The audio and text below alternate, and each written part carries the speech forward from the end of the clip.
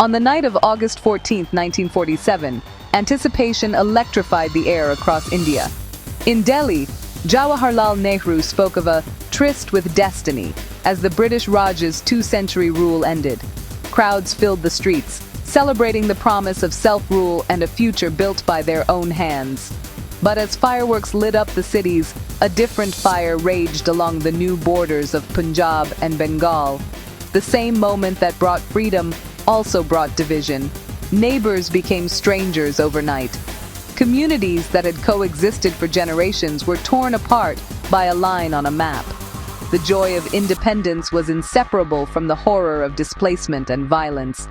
In the halls of power, leaders spoke of unity, but on the ground, chaos reigned. Families awoke to find their homes in a new country, forced to choose between fleeing or risking death. For many, freedom arrived as catastrophe.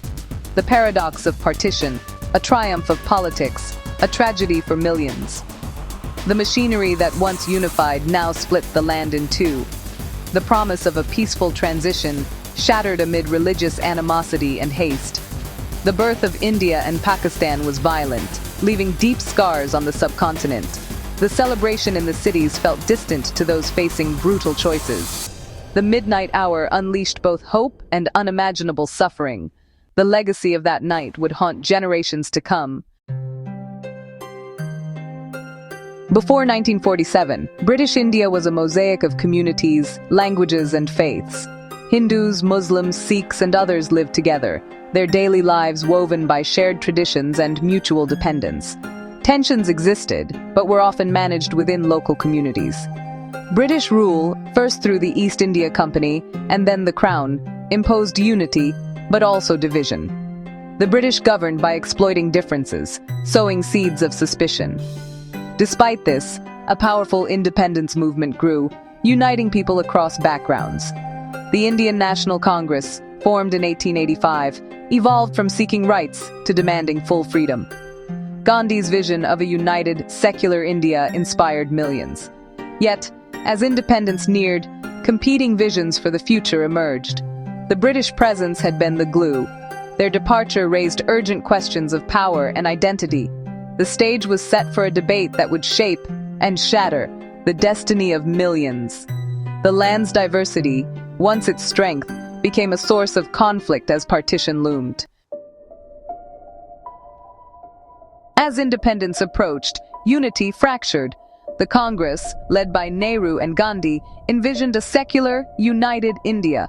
The Muslim League under Jinnah argued Muslims were a separate nation, fearing marginalization in a Hindu-majority state. The two-nation theory took hold, demanding a separate homeland, Pakistan.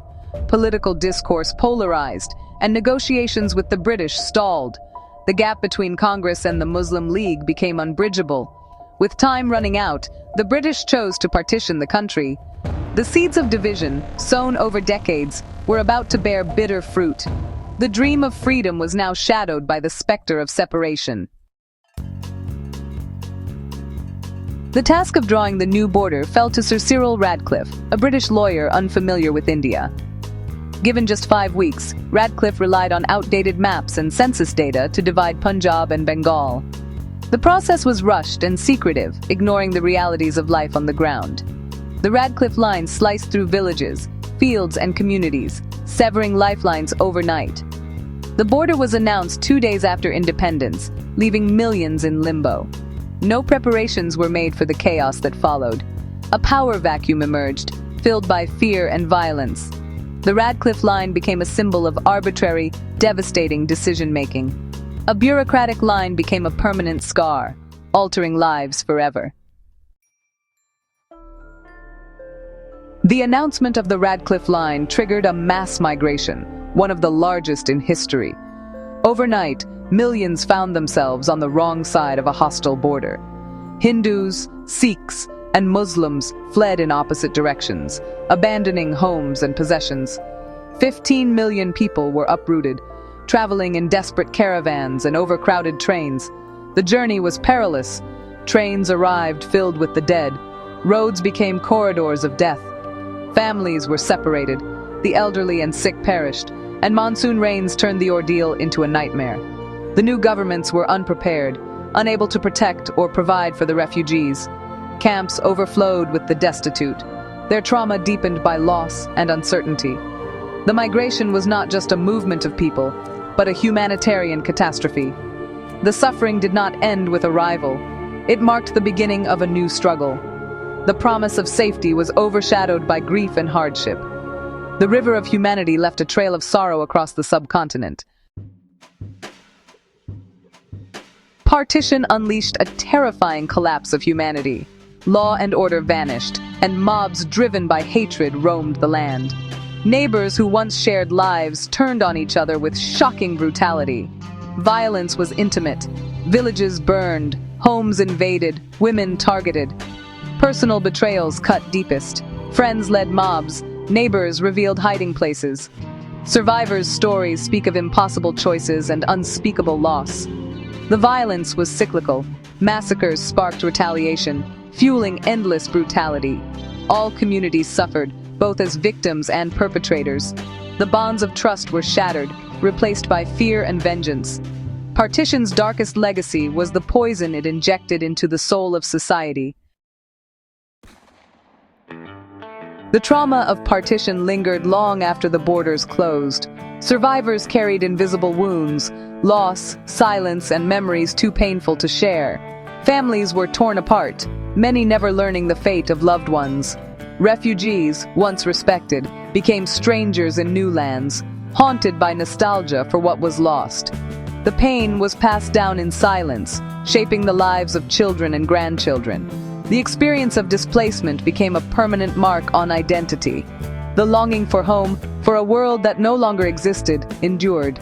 Partition's trauma became embedded in the cultures of India and Pakistan. The scars of 1947 shaped generations, a silent inheritance that never truly faded. On August 14th and 15th, 1947, Pakistan and India were born. In Karachi, Jinnah realized his dream.